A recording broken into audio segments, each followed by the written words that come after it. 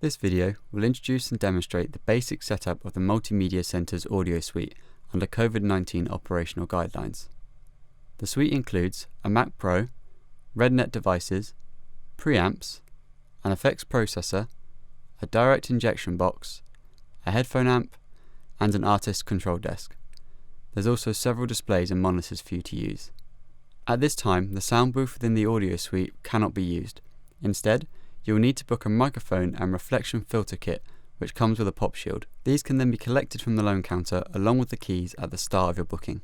When using the room, you must follow health and safety guidelines, including a maximum room capacity of 1 person, no food or drink except bottled water, do not rearrange or unplug any cabling behind the racks, displays or monitors, always lock the facility when it's unoccupied, the sound booth is not to be used at this current time, and make sure you read the operational guidelines.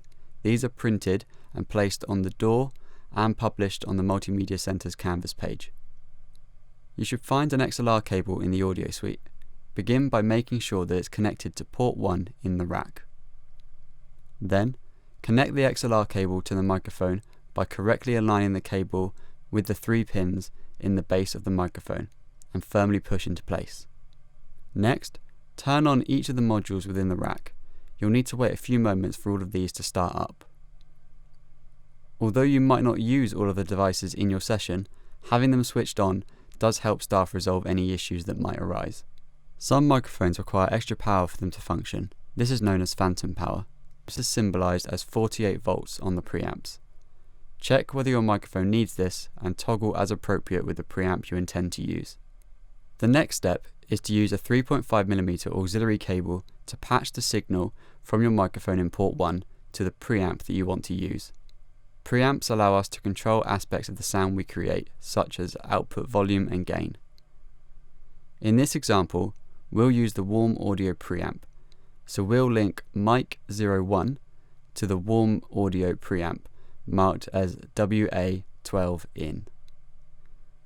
Once our sound has reached the preamp, we'll then need to use another auxiliary cable to take the signal from the preamp to the RedNet devices, which will then feed the sound to the Mac Pro. So we'll use another cable to link WA12 out to RedNet in 01.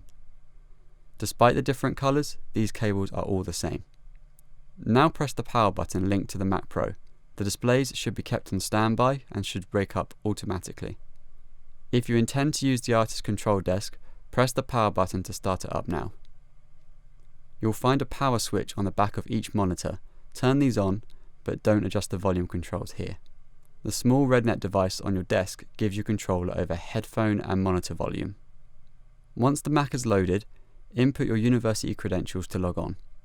Next, navigate to the Applications folder and open the RedNet controller application.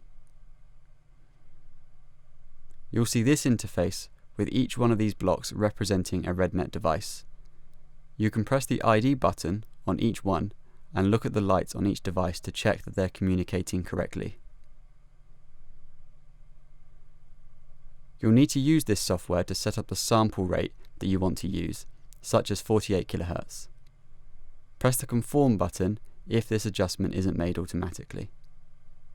You might hear a few clicking sounds from the devices while this setting changes.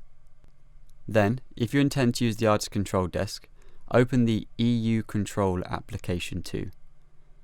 There's no user interface for this application, so you can continue once you see a small black dot appear below the icon. Now you're ready to start recording.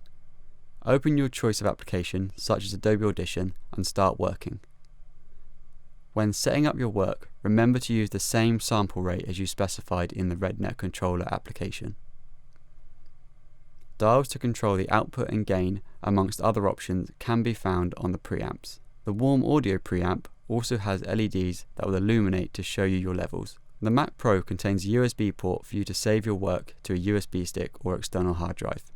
When you finish your session, make sure that you've saved your work and logged off the Mac.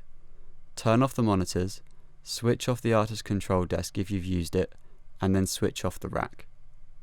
Use wipes to clean off all touch points following our operational guidelines. Then make sure to lock the room and return all keys and borrowed equipment after your booking. This concludes the content of this training video.